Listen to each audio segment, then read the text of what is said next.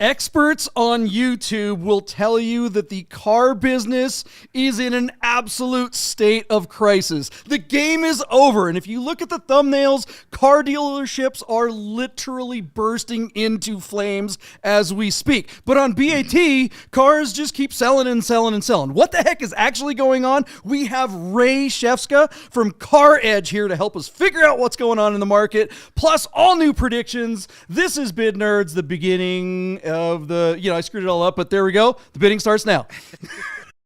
Bid Nerds is your daily YouTube car game show where we predict the online auction results of the most interesting cars on Bring a Trailer, Cars and Bids, Haggerty Marketplace, and more. It's just like the Price is Right game show. Play along and see if you can beat the nerds.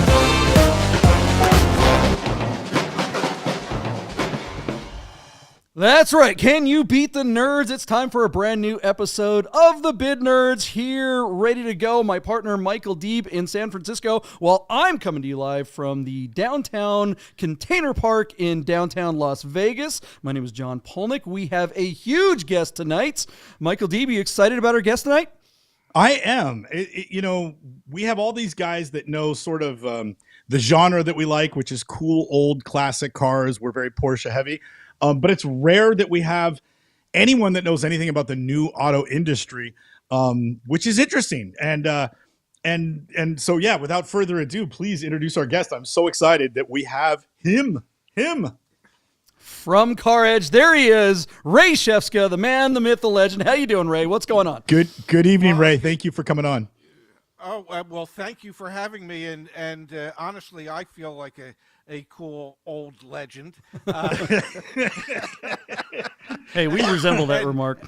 Absolutely. And more than likely, I won't know anything about any of the cars we're talking about tonight. But what I do know is thumbnails, exploding cars, fires, and the world is coming to an end. I learned that from my son, Zach, on the Ray and Zach channel, because we talk doom and gloom there every damn day. Yeah. Ray, that little piece is called marketing. Hey guys, before we get into just how hard the sky is falling, we got to give a shout out to our sponsors, good friends over there at Godden Porsche and Godden Classic of Las Vegas.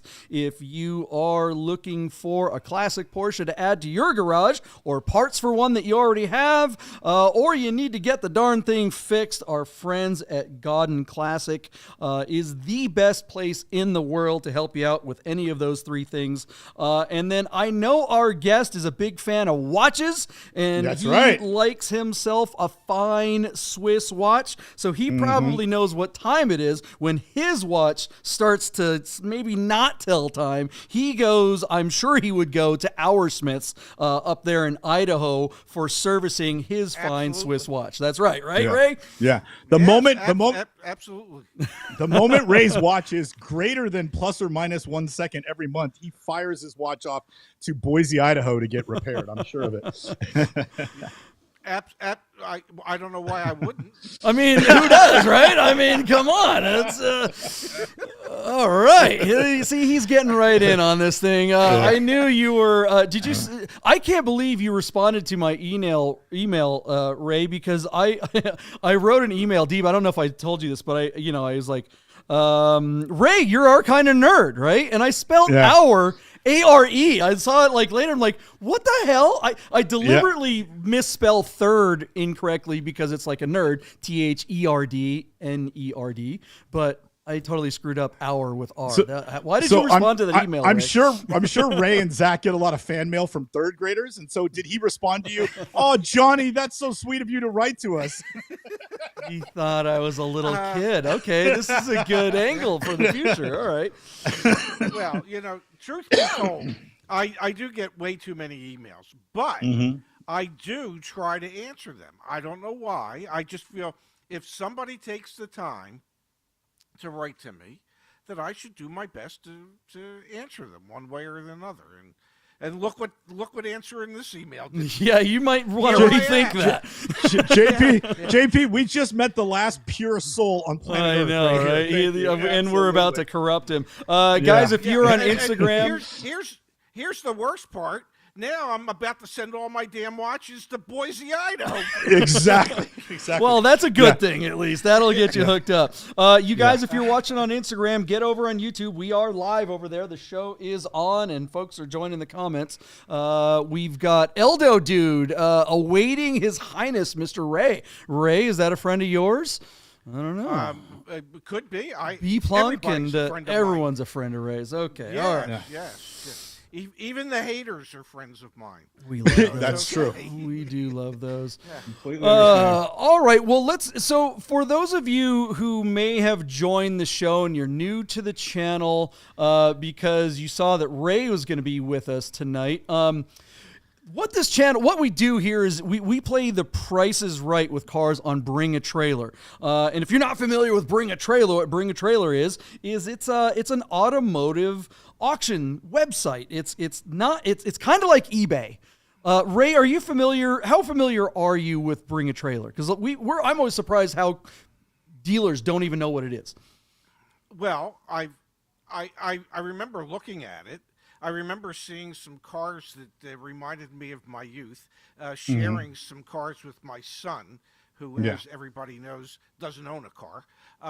But we tell people how to buy cars. And so I am familiar with it. And one of my old salespeople, when I ran the mini store in Baltimore, well, he works for Bring a Trailer. So. Oh, okay. Yeah. I have some familiarity. It's the cars I don't know anything about. Yeah. Well, seems like. Oh, go ahead, Deeb. Which is super common in the auto industry. Now, JP is from the Seattle area and did a lot of marketing and commercials for several of the automotive groups up there, primarily Volkswagen, but several others. And I've worked in Highline down here in the San Francisco Bay Area for a long time. And it's amazing how much, as JP and I talk about our old car dealership days from 10, 20 years ago, how a lot of our car colleagues in the auto industry don't know the first thing about cars. It's just incredible how common that is. And most people outside of the car business don't realize that. I know quite a bit about cars, but not, I'm not an enthusiast, so to speak. And everybody figures, well, he spent 43 years in the car business. He must love cars. Well, no, I love the money that I could make when I was selling cars and managing dealerships. I mean, when my factory reps used to come to me and say, well, you got to work the auto show, I go, there's a lot of things I've got to do. Working an auto show ain't one of them. Okay, I sit in a showroom 12 hours a day. On my off day, I'm not going to look at more cars. So I'm not really an enthusiast. It was always just a means to an end. Everybody's got to have a way to make a living. That was mine, managing dealerships. Well, yeah, we definitely see that as kind of like a common thread. But I mean, when it comes down to it, they're just widgets. And when it comes to new cars, it's pretty easy to compare apples to apples. You can say, okay, here's a Mazda CX-3 or whatever they're called compared to another dealership that has a CX-3. Okay, maybe there's some options different, some miles, but pretty much it's an apples to apples comparison. When you start getting into classic cars, all bets are off.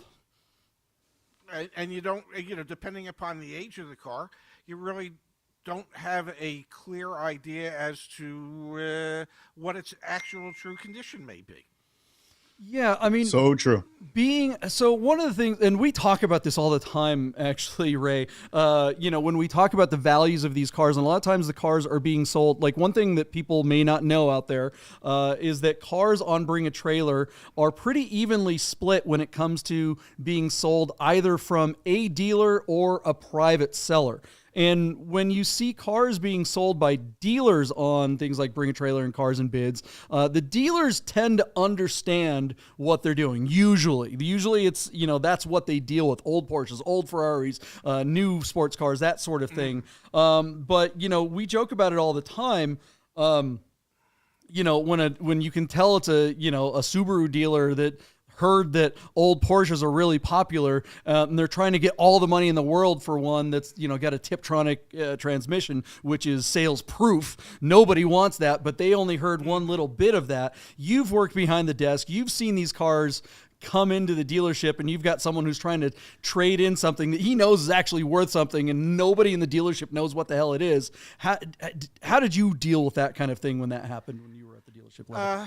Well, I especially when I was at the Minis store, because one of the things that people do that own Minis is they customize them. They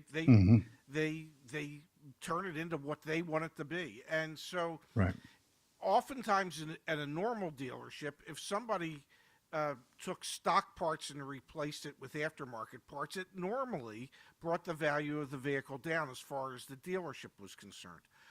On a Mini, it was the opposite, because there are enough Mini maniacs out there that when you go, oh yeah, it's got this is, they'll pay a ton more for it. Wow. And one of the things that I learned early on, if I didn't know, I called somebody who did. I was never afraid to make a phone call so that I could ascertain the real value of somebody's trade-in.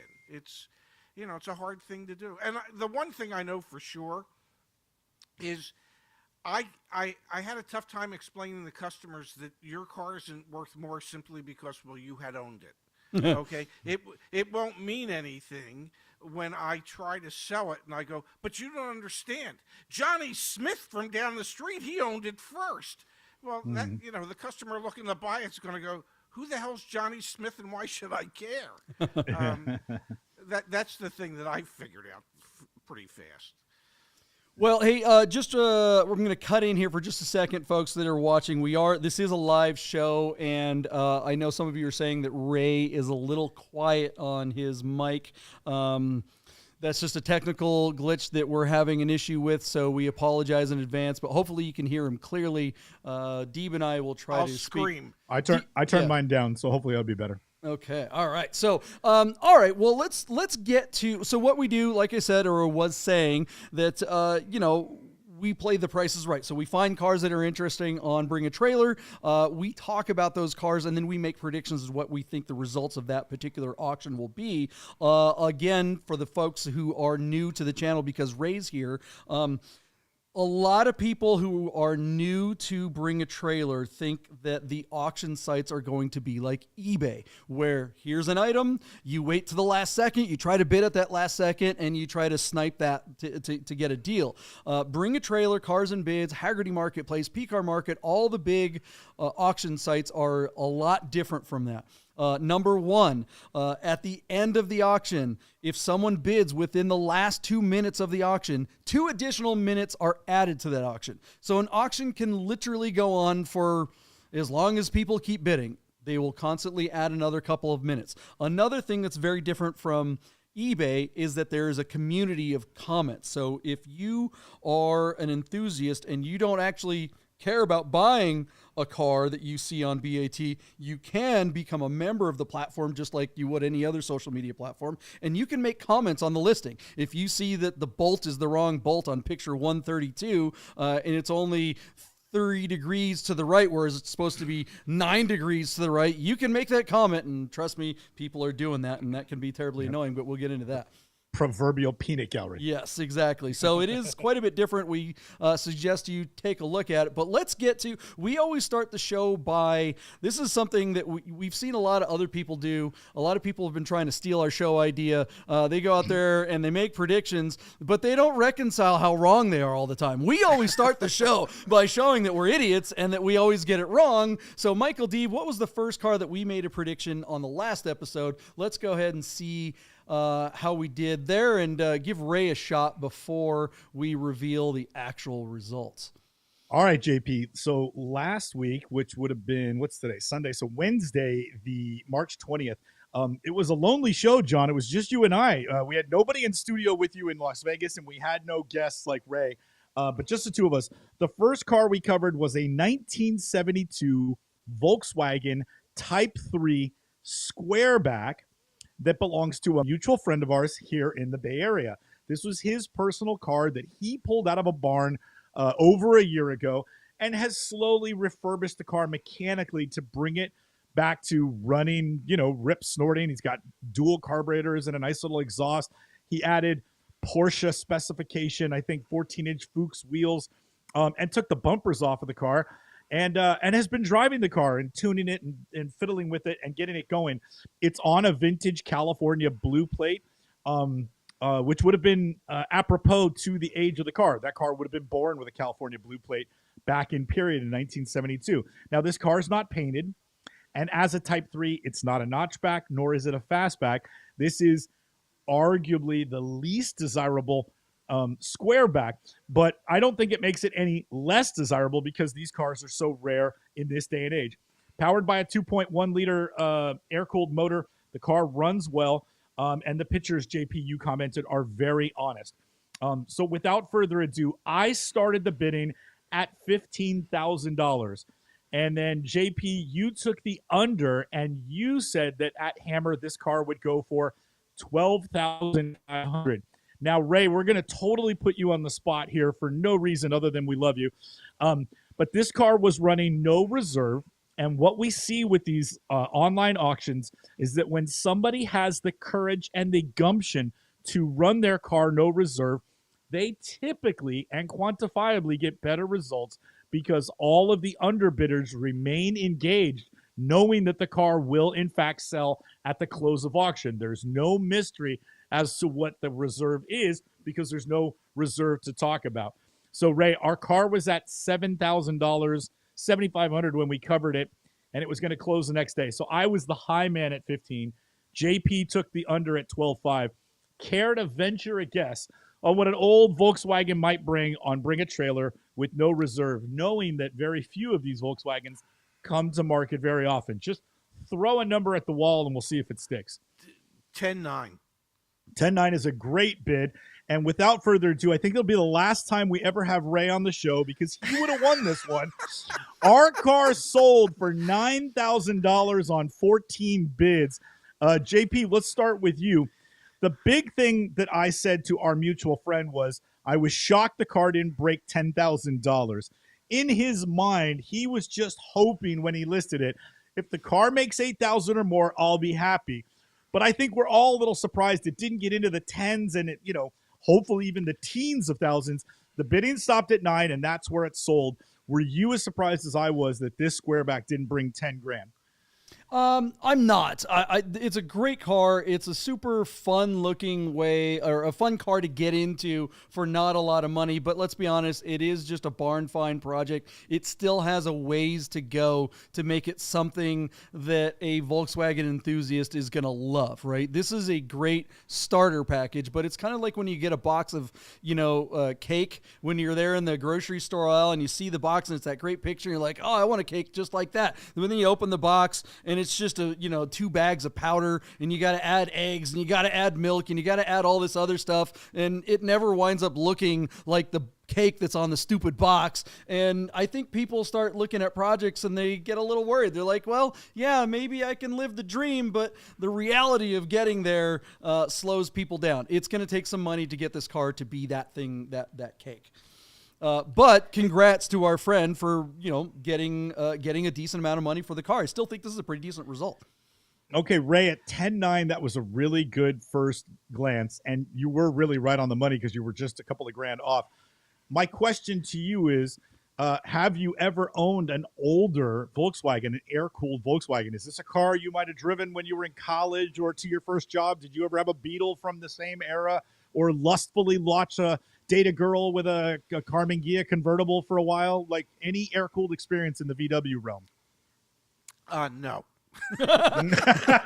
And that's why, Deeb, we don't ask yes or no questions on a show. You grew up in Michigan. Yeah. No, I mean, other than appraising them, no, I never owned one. I never dreamed of owning one. The closest I ever came to saying, I think I want a Volkswagen is the Thing. Very good. Oh yeah. Nice. Okay. If there was a way for them to make the Thing today and have it meet safety standards in the United States, that son of a gun would sell like hotcakes. I you go. believe. Got a new fan. But that is, I can honestly tell you, the only Volkswagen that I ever thought to myself, gee, that would be cute. That would be fun. I mean, I live in a beach town, so you can understand why. But yeah, I've never been enamored with VWs. When I managed Acura North Scottsdale in Scottsdale, Arizona, we had a campus that had 10 or 11 dealerships. Dealership next to us was a Volkswagen dealership. And I'll never forget when they had the, what was the Phaeton. And it was like 110 or 120, 100 and some $1,000. And I thought to myself at that time, if anybody strokes a check for $100,000 at a Volkswagen store, they're not expecting to drive out in one car. They're expecting to drive away with 5. That's so funny. And so I've just never, not even the van. There's never been anything about a Volkswagen that has moved my soul in any way. I do apologize up front for that. I told you I'm not a car guy. Well, listen, Ray, we told you up front before the show started, we said there's no right or wrong answers. But when you pulled the thing out of thin air, that was the right answer. JP has owned a thing, and to this minute in time still regrets ever selling it because he says unequivocally, which you would like to know, it was the funnest car he's ever owned. So one day, Ray, I hope Zach makes so much money he just buys you a thing and parks it in your garage because you'll love it. Well, first he'd have to build me a damn garage. Well, he needs to buy you a house on the shore with a garage and a thing in it. Come on. I think he's depending on me to do that. I'm pretty sure. Okay. But yeah, I wouldn't mind if he bought me a thing. I thought that was at the time a great vehicle. You know, it's fun. It could do whatever you needed to do. It was like a throwaway car. You didn't care. Yeah, I think they should bring that back.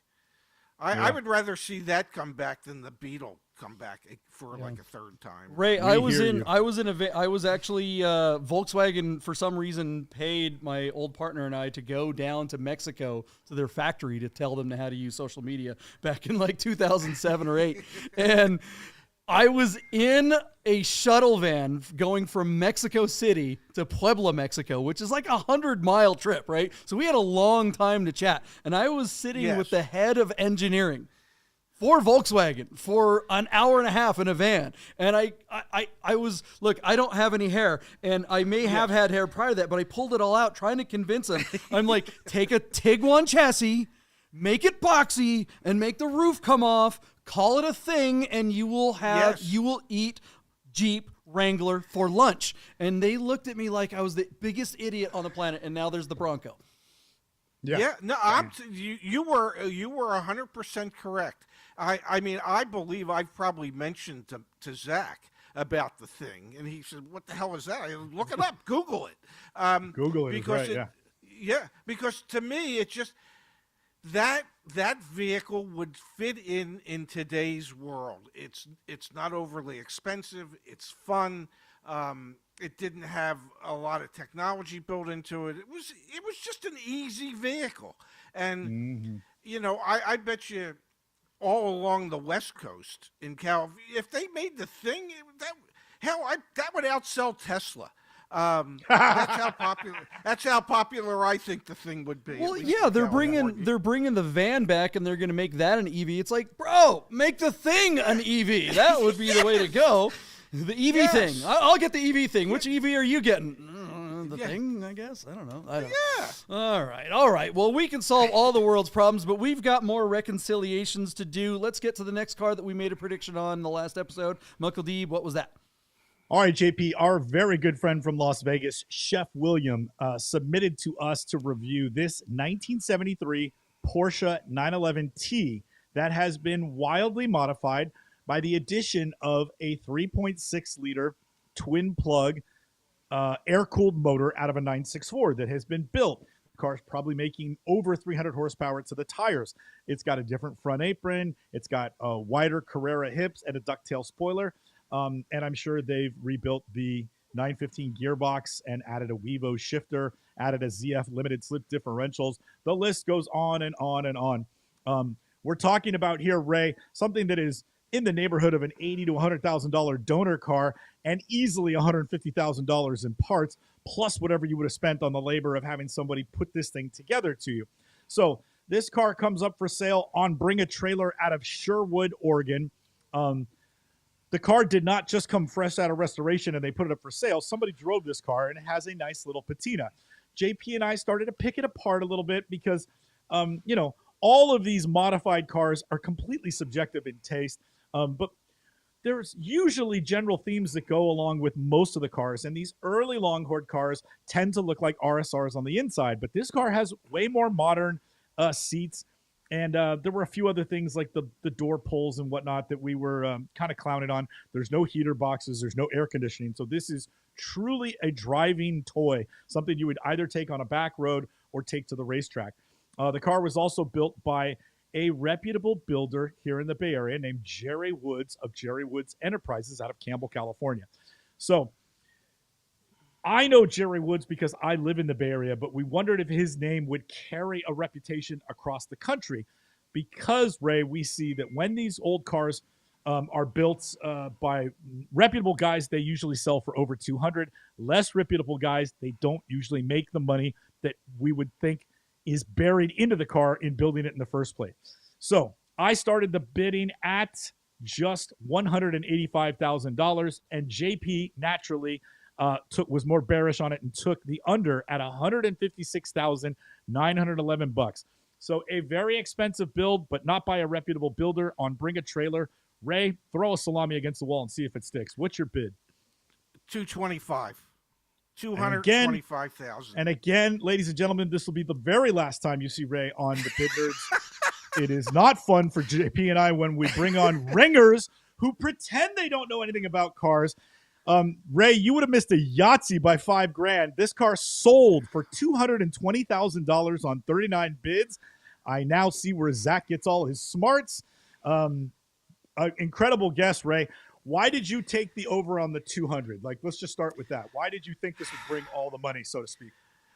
Because I personally believe that Porsche enthusiasts are, extremely enthusiastic. Just go ahead and say it. Crazy. Okay. And they look at these things, and for them, $225,000, that's nothing to have a one-of-a-kind type of car. And so I'm reminded of, do you remember when Acura had the NSX, the original NSX, Yep. and they made a Zanardi edition, named after Alex Zanardi. They made 50 of them. Right. Number one went to Alex Zanardi, and then there were 49 for the rest of the world. And we were lucky enough at our dealership to get one. And my area vice president for Penske at that time, he said, we're going to put some special BBS wheels on it. And we're going to put a Comtech turbocharger and I said, John, it's one of only 50. He said, don't worry about it, Ray. When we're done, it'll be one of one. And that car had, at that time, a list price of like $85,000. When we were done, we had it at $120,000, and we sold it. And why? Because it was an enthusiast. And so just off of that experience, Porsche enthusiasts are the same way. They don't mind spending the money for a toy. Ray, when you're behind the desk at a dealership and you see something like that blue Porsche come in to be traded in, which would be rare. Yes. Very few people that have a car like that are going to trade it in. But if someone tried, like, what do you do at that point? Well, you lowball. Well, I mean, do you start calling the other dealerships and go, anybody know who wants this thing? Like, you get a lifeline? I mean, I've worked for large enough dealer groups that we've had Porsche franchises. So the first thing I do is I would call my Porsche dealer and dealership and describe the car, and then he would lowball me, Yep. and then I in turn would try and lowball the customer, and I would look at a car like that, and the customer would probably go, "Oh, Ray, it's worth every bit of 250,000." I said, "Well, to you," and I'd probably offer 175, and Yeah. and figure that we'll find somebody out there that we can sell it to. That especially when I was in Scottsdale, Arizona.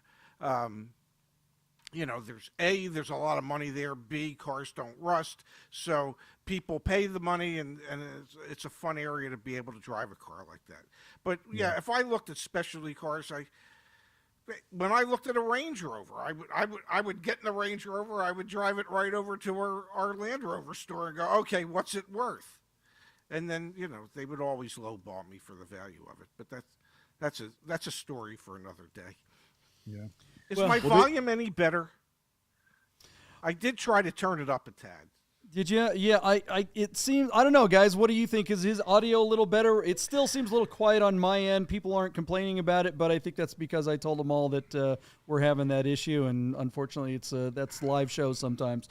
There's nothing I can do about it on my end. Unfortunately, it's kind of baked in. So, but I tried to make some adjustments here, and I hope they worked a little bit. I'm not really not a worry. Sounds not better, a worry. Yeah. No worries. Yeah, not a worry. Okay. Not a worry. So the nerd herd on that JP was actually quite low. A lot of the bids came in at 140, 150. There were a few in the 180 mark.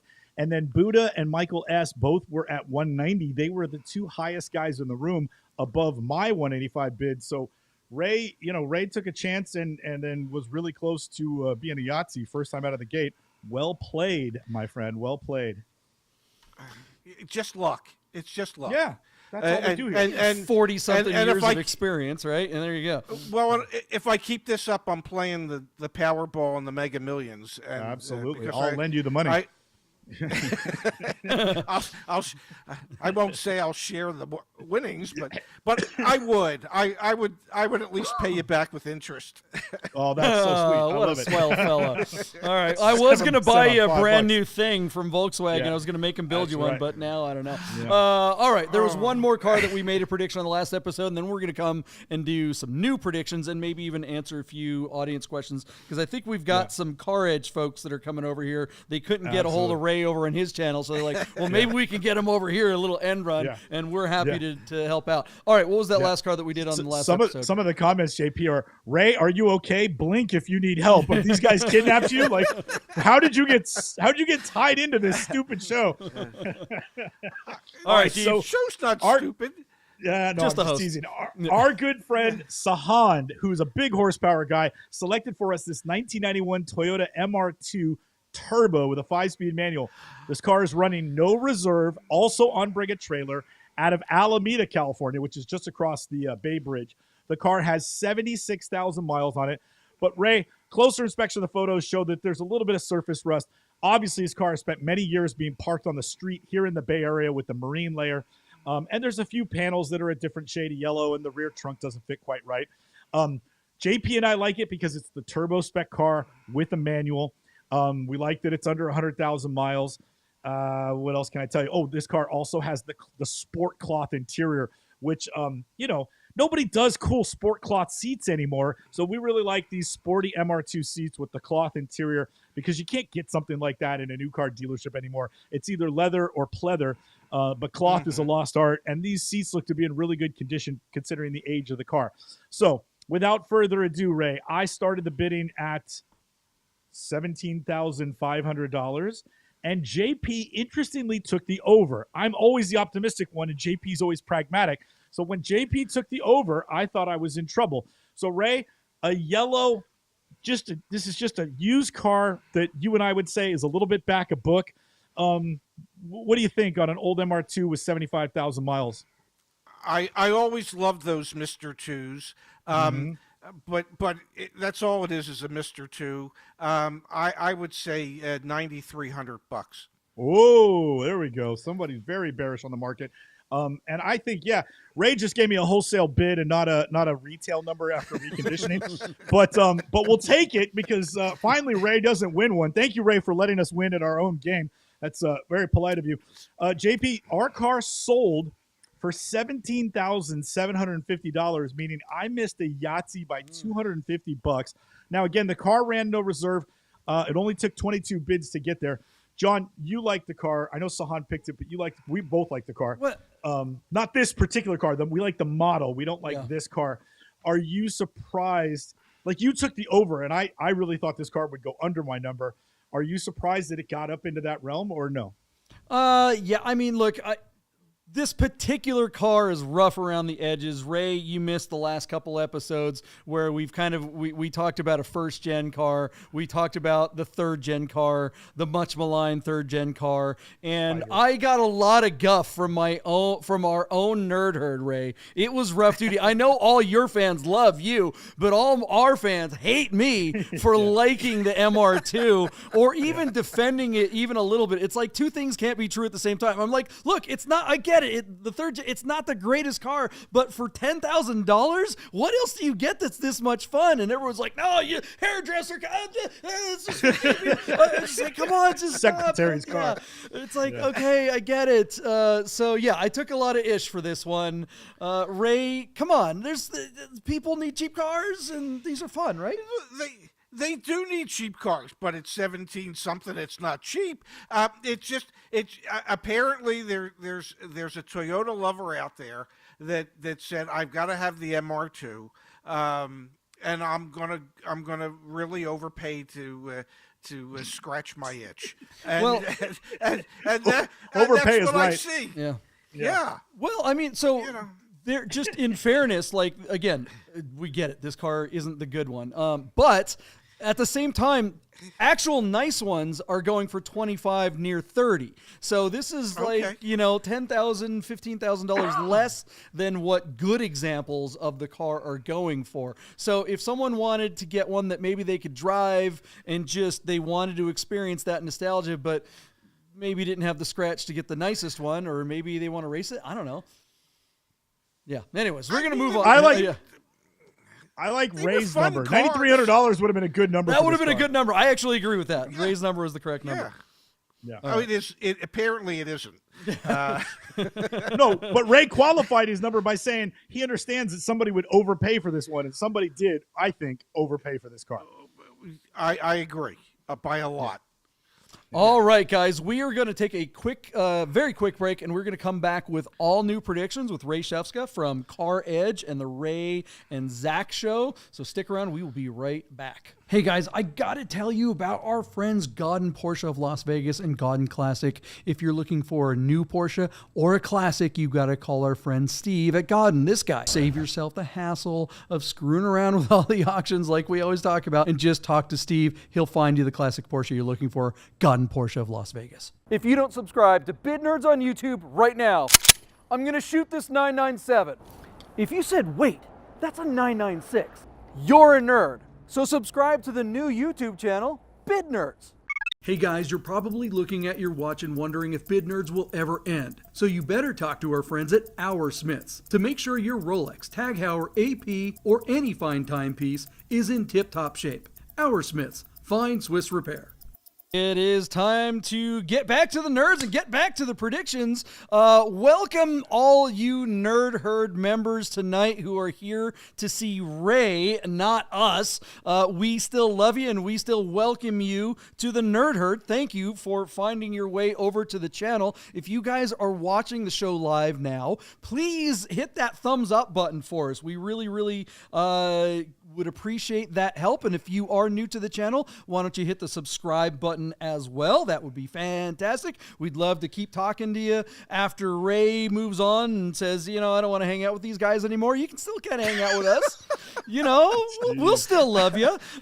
So yeah, no, we do appreciate the Nerd Herd. Ray, I know your fans are awesome. We've got a Nerd Herd out here that just rocks it. Does it just amaze you that people watch your show? Because I know it amazes us that people watch ours. I am shocked, literally shocked, that we have such ardent followers, and the amount of subscriber growth. It's been phenomenal. When we did that sales event in Staten Island in August, the number of people that drove a couple hours just to be able to meet Zach and I, just to be able to shake cool. our hands. And when we were in Detroit for the auto show, I was just blown away by the power of social media. You know, I'm a soon-to-be 73-year-old short, fat, balding guy, and why anybody would pay any attention to anything I have to say is beyond me. But having said that, I am so thankful that people do, and that they find what Zach and I do to not only be educational but entertaining as well. And it gives me a purpose in life at this stage. And I you know, it's nuts. It's just absolutely. If you would have told me I could make more money doing this than I ever made managing car dealerships, I would have said, well, why didn't I do this 20 years ago? Yeah. Maybe YouTube not being around may have had something to do with that. But might have helped me. Little technical difficulties. Yeah. Thanks for answering the rhetorical question. Paying attention to all the wrong details. Sorry. Yeah, it held us back. But, you know, I am, like, just shocked at the power of YouTube, that people make a conscious decision to spend time with us, whether it's you guys on your show or it's Zach and I on our shows. You know, people have to make a decision, and they go, I like these guys enough that I want to hang out with them for a little bit. And that is like the most flattering thing in this faceless society in which we live, that people actually choose to spend some time with us on a daily basis.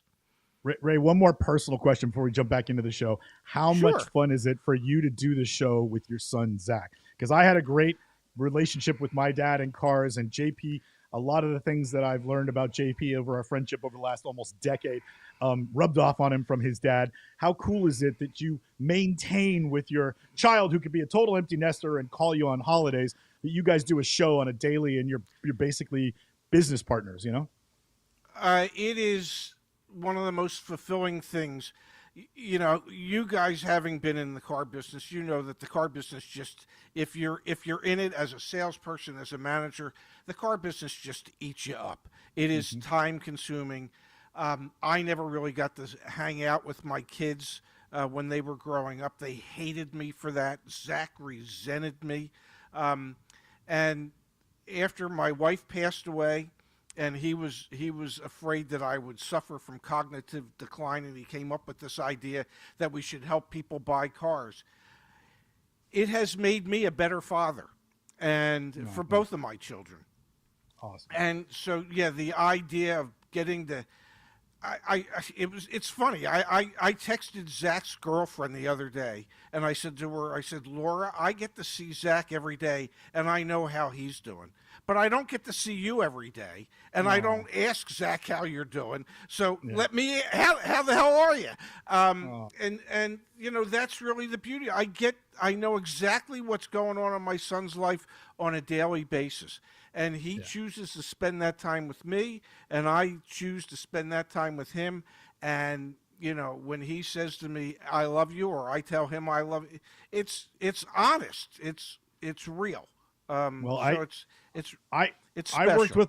I worked with my dad for about 12 years, and I threw spaghetti every 6 months. We'd have some pretty good blowouts. But now that he's gone, I miss those days. I would give anything to get into an argument with my dad one more time, have him frustrate me by telling me what to do or what not to do.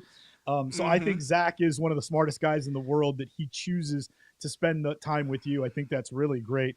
I also want to add and assert that you might have tipped me off to something I hadn't thought of before. JP, are you doing this show with me because you're concerned about my potential cognitive decline?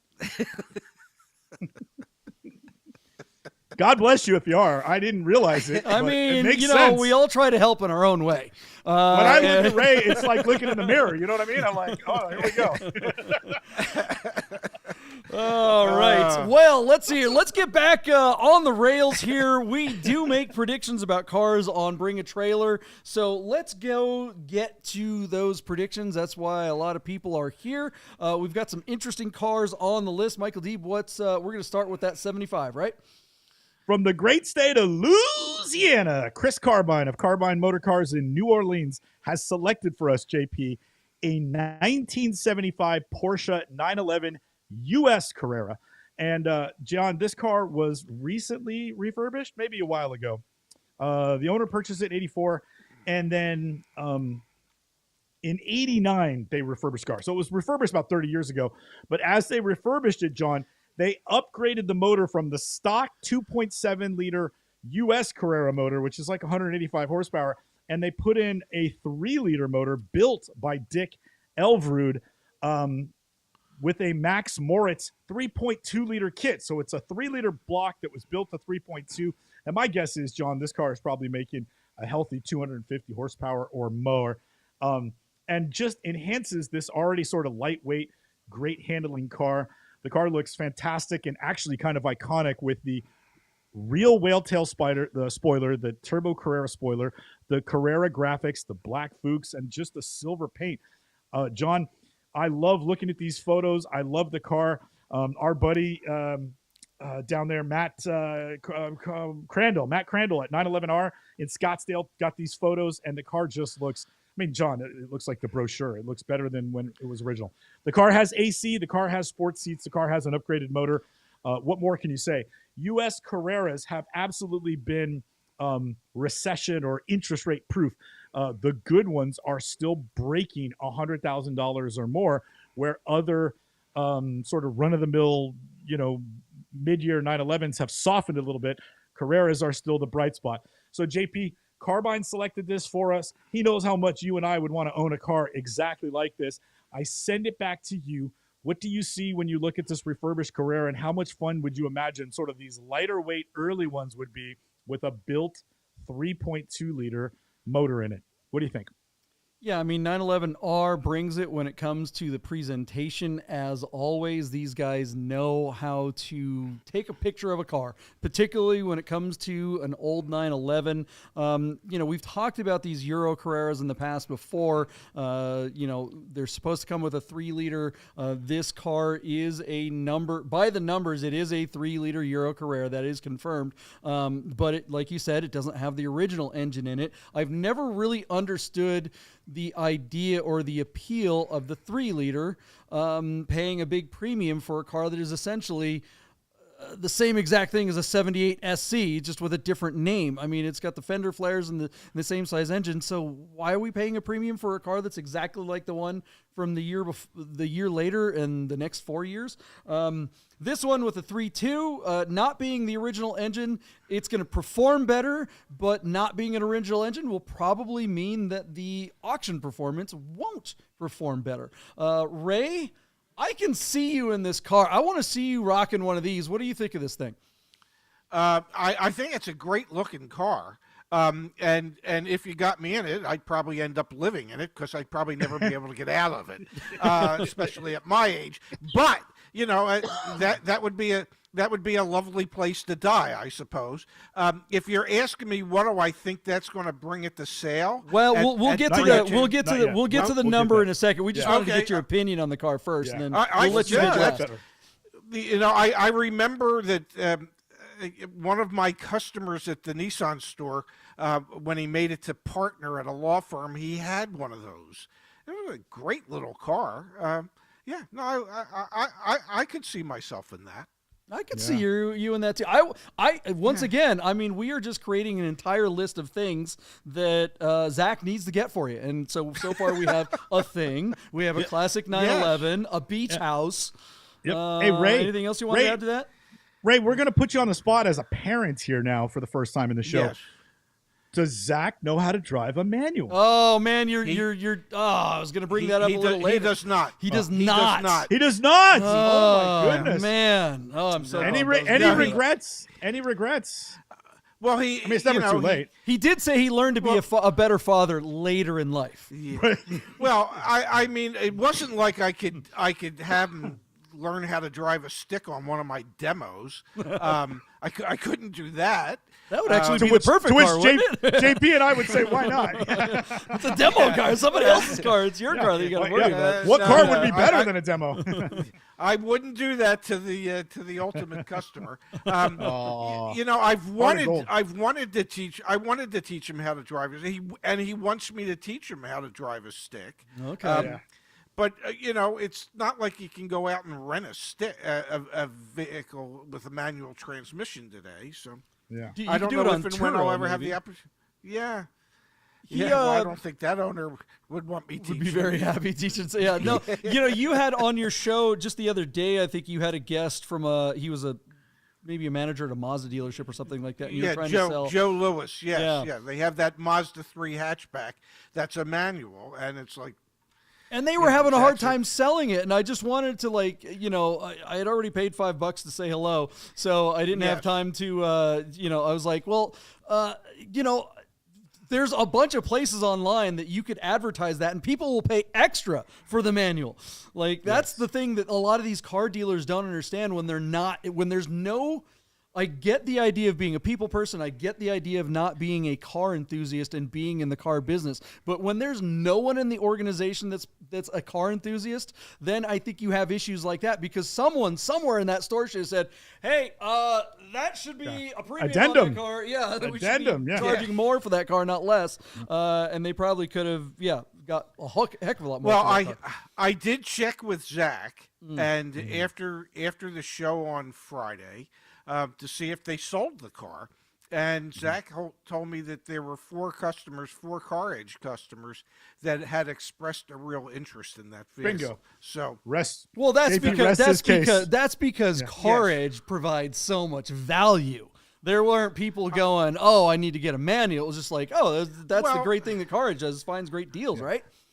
well, that, and you know, the fact that we exposed that car to, I don't know, 100,000 Yeah. people Yeah. on Yeah, your on marketing- Friday didn't hurt. That'll Your do it. brand is bigger than the car dealership's brand, and that's That'll do the it. thing that's hard to wrap your brain around, but it's true. Well, guy- and sorry. and that's one of the things that makes Car Edge work for our dealers in our dealer network. You know, the Mazda dealers in Savannah, Georgia. Well, when he works with us, he's a Mazda dealer for the entire country. Yeah. That's And, true. and All right. that's the difference. Bravo. Yeah. Well, let's get back to the Porsche Yeah. that we're talking about here. Michael Deeb, Yeah. what's this JP, car going to bring? Let me share with you one more document, JP. In the listing is the original window sticker. And of course, it's branded as a Porsche Audi window sticker. The car was delivered to Bob Smith Porsche Audi in North Chahunga Boulevard in Hollywood, California. JP, the base price of the car was $15,000.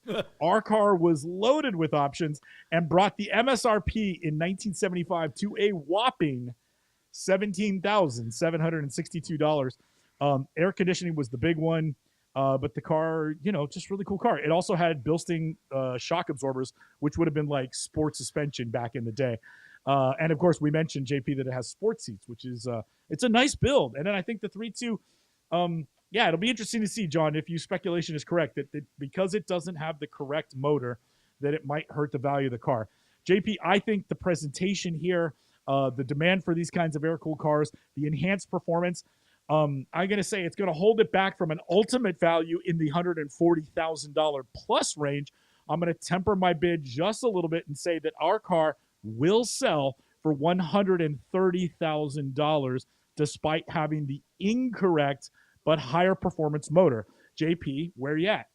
Yeah, I'm going to be just a little bit more bearish on this car. It is, I think, again, it has the right things on the paperwork, but it is not the right engine that's going to hold it back. But I still think it's going to get over 100. I'm going to park it just under you at $110 and send it off to Ray for the last word. I say 149. 149. He's going big Ray time. likes it. Oh man, Man, this he's is awesome. spending Yeah. all of his son's money. That's That's he's like, okay. all right. Somebody has to. Yeah. Ray's really smart, JP. He wants the last check he ever writes to bounce. That is true. Yes. Yeah. All right, JP, where is the herd at? Did we get any bids from the herd They're all starting to as we're trickle in. Michael S. He's up there with Ray at a buck 55. Oh, yeah, that's high. Let's see here. We've got Randy, who's always right at a buck 11, 911. So that's making me feel better. Yep. Mike is at a buck 45. That's very Carbine, close who to really Ray. knows his stuff, is 114, 911. He's the one who sent us this suggestion. Oh, there's Anthony Anthony's Vieira. finally here. Hey, what time is it, Anthony, Anthony? finally. Maybe you should Anthony. get your watch fixed by. Oh, I don't know. You're a master Rolex guy. Anyways, okay, yeah. So Anthony says buck 26.5. And then, everyone's saying hello to Anthony. So say hello to Anthony and send your fine Swiss watch up to our Smiths up there. All right. Well, those are some pretty good bids. It'll be interesting to see what actually happens with that auction. Let's get to the next car, guys. All right, JP. I picked this car, the 2013 Cadillac CTS-V Wagon with a 6-speed manual. Our car is also on Bring a Trailer, showing just 47,000 original miles. JP, all right, so first of all, our car is in Virginia. It's in Midlothian, Virginia, and it looks like it's being sold by a private party. I love just the idea that Cadillac even made this car with which is essentially a Corvette motor and a manual gearbox, and that it came in a wagon configuration. When we were growing up, JP, wagons were a stigma. If you had a wagon, it was like your life was over, ball and chain. But in Europe, oftentimes, a young VP who had good money but can only have one car would get a high-performance Estates or Touring or Avant.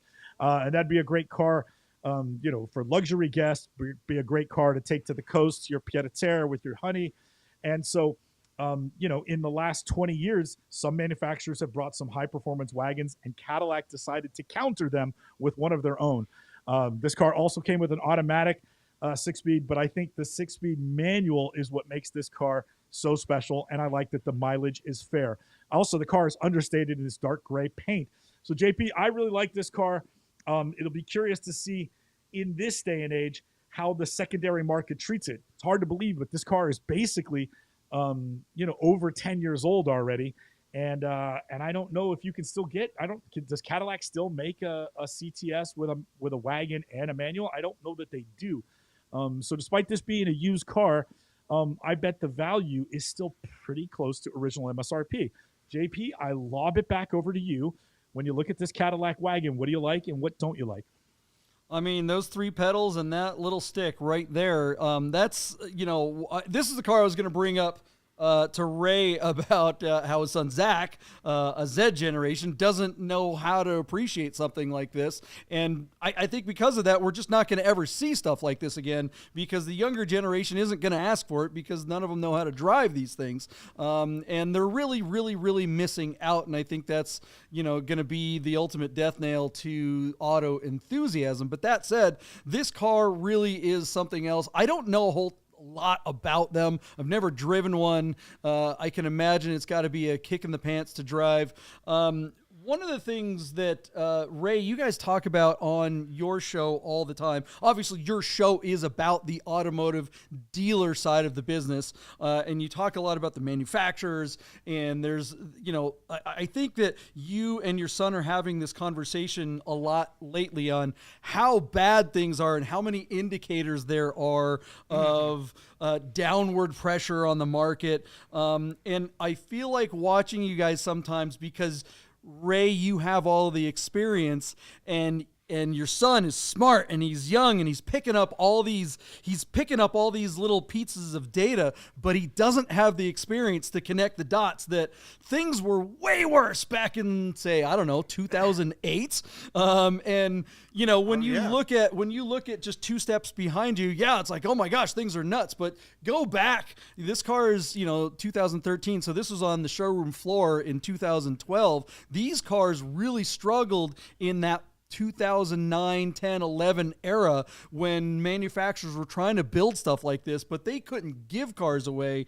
Zach's always talking about, oh my gosh, they're giving $10,000 discount on a truck. It's like, dude, I remember back then there'd be trunk money for Z4s like $40,000. It was like, what are you talking about? This is nothing. You ain't seen carnage yet. Am I off on that, or is he just is he a Nostradamus? What's going on? No, well, he's learning. He's he's learning what it's all about.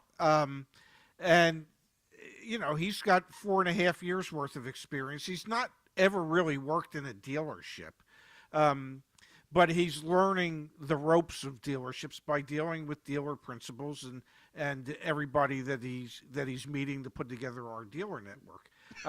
But he, believe it or not, I think he actually likes cars more than I do. And I would tell you, looking at that car, I happen to love a sports wagon. I think that's the greatest miss in the automobile industry.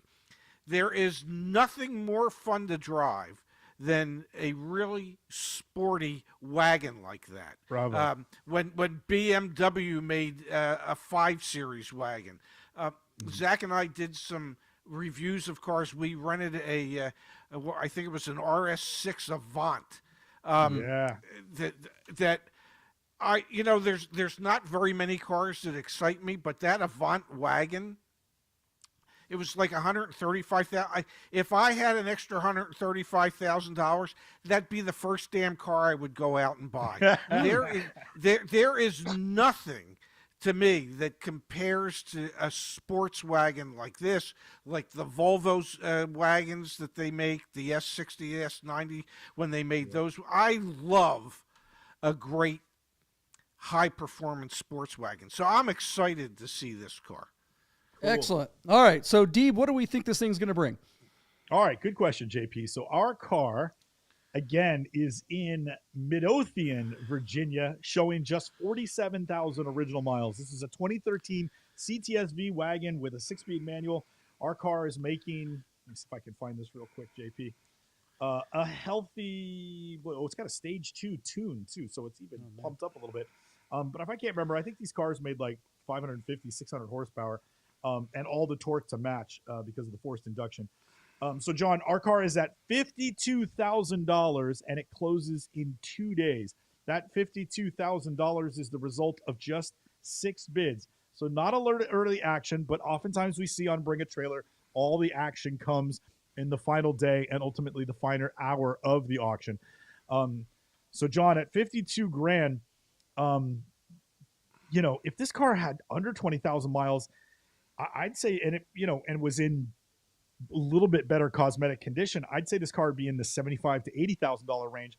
But I think with the mileage and, just nobody reconditioned the car before the sale of it, I'm going to say $65,000 is in play, where I believe it will make reserve and sell. So $65,000 for the used wagon, John. Where are you at? Yeah, I'm going to give it a little bit more love. I think that 6-speed is really going to get some people excited. Yes, would it be worth more if it had lower miles? Of course, but you don't get a shot at one of these very often. So I'm going to go a full 10 grand over you. I'm going to say 75 grand. Wow. And say those 3 pedals bring it. And then also say that if this were an auto tragic, that this car would be like a $40,000 car at best. Ray, what say you? The number that popped into my mind looking at this was somewhere around 70 grand. Smart man. So I'm between the two of you. I actually think there's only a handful of people in America that would want the car because of the 6-speed. Right. But it is such a rare car that somebody's going to pay at least 70 grand to get it. Yeah. There's Ray, if it hits 70 grand, do you think it makes reserve? Do you think the reserve is set in that realm, or do you think it's unreasonable? My guess is the guy that owns it thinks it's worth a lot more than that. They always do, right? They always do. Yeah, I mean, there's no doubt.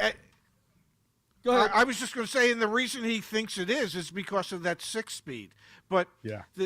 there's not a lot of people today that actually still want that 6-speed in that car, at least in my opinion. Now, I could be completely wrong, but I just, there's him and maybe one other guy in America that's going to spend the 70 grand to get that car. If his reserve's higher than that, well, then he gets to enjoy his car for a little more time. There is no doubt that there are fewer people that want manuals, but the people that do, that's all they want. One thing that I know Michael Deeb and I have talked about this many times, and I want to make a video dedicated to it. So many cars now have, transmissions that are, like Porsche has the PDK, which is a manual, but it's automatic. It's an automatically actuated manual, and their older version was the Tiptronic, which is really just an automatic with a button. And all these different dealerships say they're manual. And then you call the dealer, or you see the dealership, you see a listing, you're looking for a CTS-V with a manual, and you see one, it says a manual, and you get all excited, and you call them, and you get some sales guy on the phone. You're like, yeah, do you guys have this? Does it have a manual? Does it really have a manual? Can you go check? And the salesperson's like, yeah, okay. Give me your number and I'll call you back with the information. And you sit there, and then 10 minutes later you get a thing. Yes, it's a manual. I'm like, okay, can you show me a picture? Because I never trust these guys. And they'll send you a picture of the actual owner's manual. They don't even know what a manual is. I literally had that happen. How many pedals, man? So, yeah, it is very, very difficult to find the manuals. One, because there are very few of them. And two, dealers don't know how to list them. And they think somehow they're going to flip you. I don't know. Just do it. Boy. Anyways, so those few people that do want the manuals are going to pay a premium. We talk about it all the time. There are cars that like the Porsche Cayenne, some of the earlier ones came with manuals. People don't even know they did. And, boy, those go for like literally 3 times the value of what a normal one did. So it's just, you get 2 guys bidding, and who knows what's going to happen, right? Yeah. All right. It'll be interesting to see what it brings. Yes. All right. What do you guys think this car will bring? Let us know in the comments below. And this last car on the list, Ray, I picked this one for you specifically because on your Ray and Zach show, you're known for your catchphrase. And I think it's everyone's favorite segment of your show. And I think this particular vehicle, even though Michael Deeb and I are enthusiasts, and I think you're more of an enthusiast that you're letting on, but I think when you see this vehicle, you're going to say, really? You got to be kidding me. Introduce this car, Michael Deeb. What is this crazy thing? Look at this car. JP selected a 1987 Land Rover Defender 110 that has been transformed by the company Arconic, and the car is now powered, Ray, by an LS3 crate motor. This thing is amazing looking. I will tell you, a little bit of hot and cold. I love the way it looks, and I think it's probably a very adept vehicle that could get you anywhere you'd want to be. And you would arrive in fine style. But I have no desire to own this thing. It's really, really interesting. As much as I love looking at it, I don't want one in my garage at all. But the big news here is that it was basically a custom build out of South Carolina. And they, the big news is they take out these sort of anemic motors that come in any and all Land Rovers, and they put in a great big bulging American 6.2 liter LS3 with a 6-speed automatic transmission and all the aftermarket suspension components to go with it. The car's got upgraded wheels and tires, and all the stopping power is now handled by aftermarket Willwood disc brakes, which are basically racing car brakes. I love the color. They call it willow green and the Java black roof. The 18-inch wheels painted in black. The car has the look. It has the stance. And I'm sure there's way more bells and whistles that I can't see, and I don't have the time nor the energy to read. JP, the interior for me is a miss.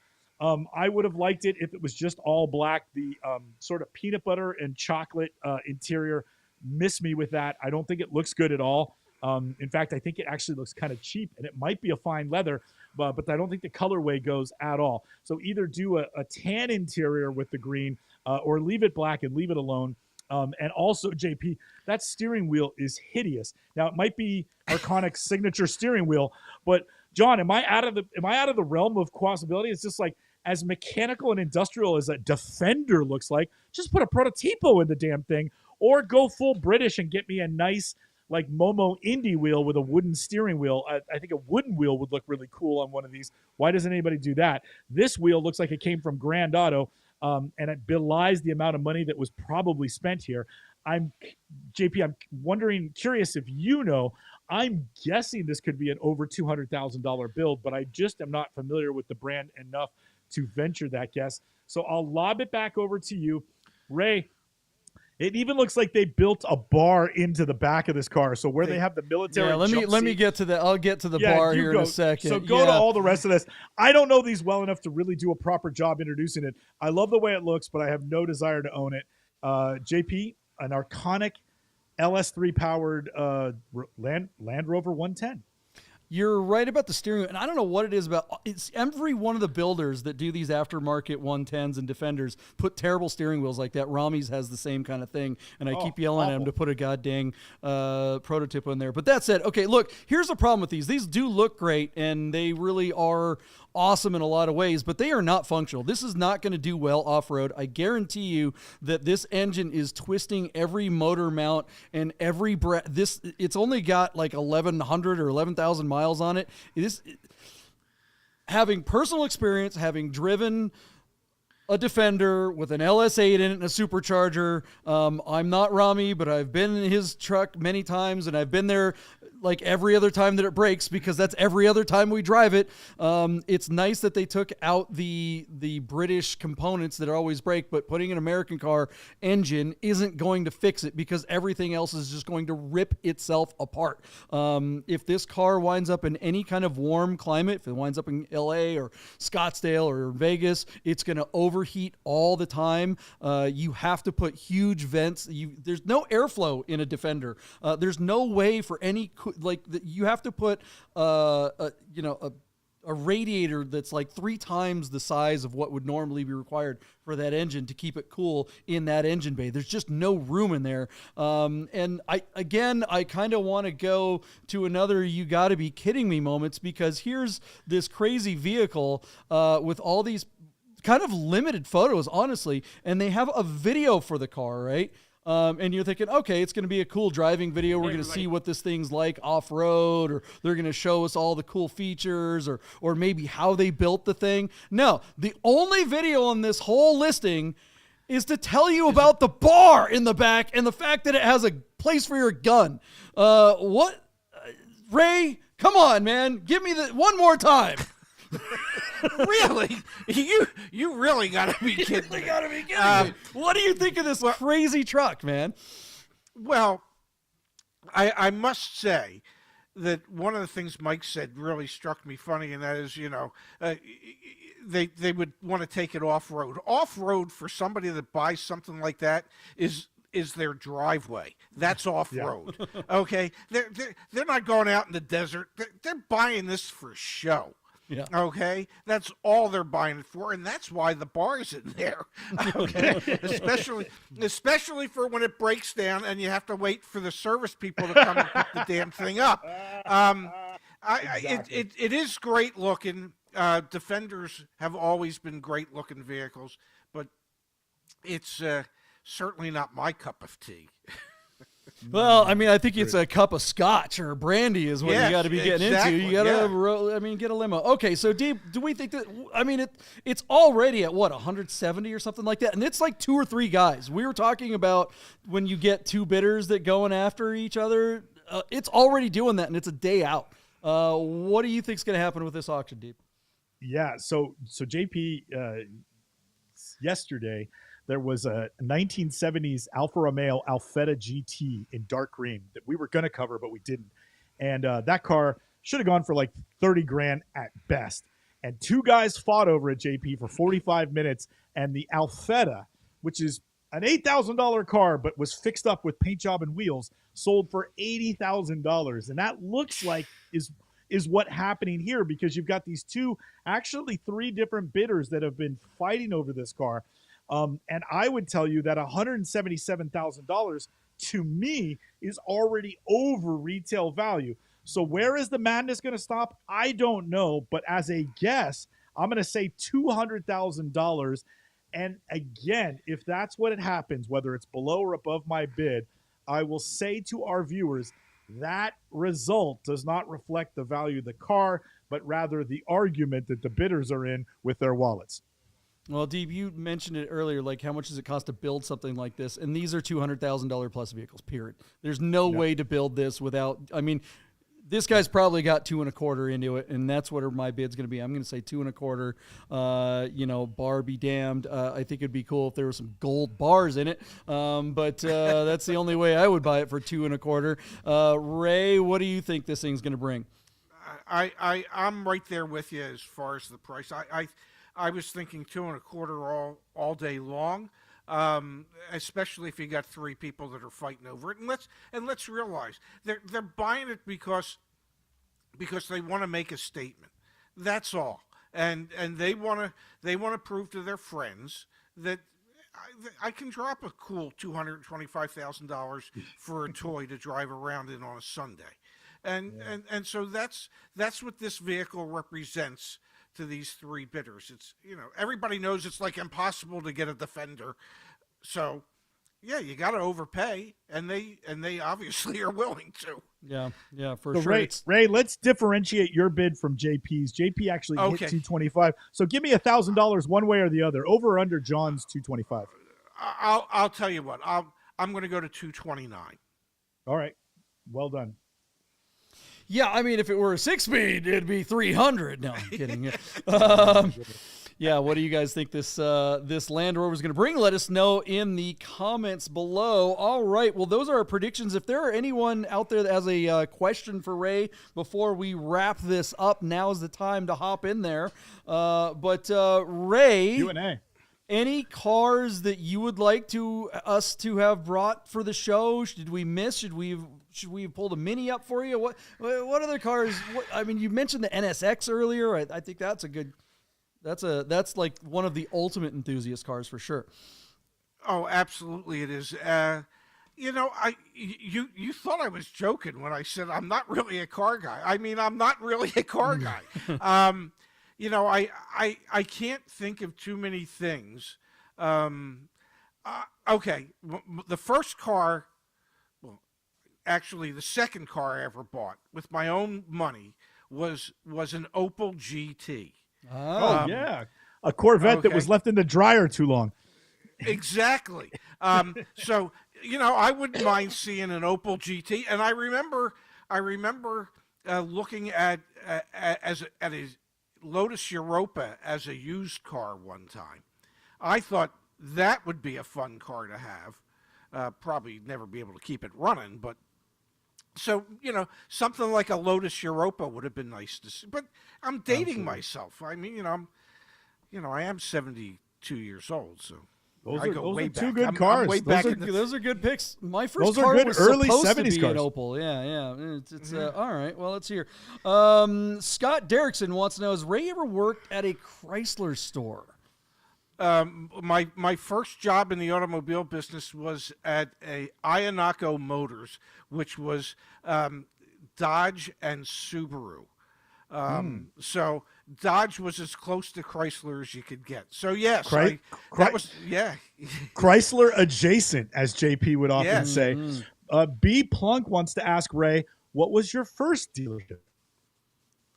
The first dealership I ever worked in was Iannaco Motors. And that was your the first. same one. One and the same. One and the same. Yeah. Sorry. But the second dealership I worked in was, at that time it was called Admiral Datsun. It was in Pleasantville, New Jersey.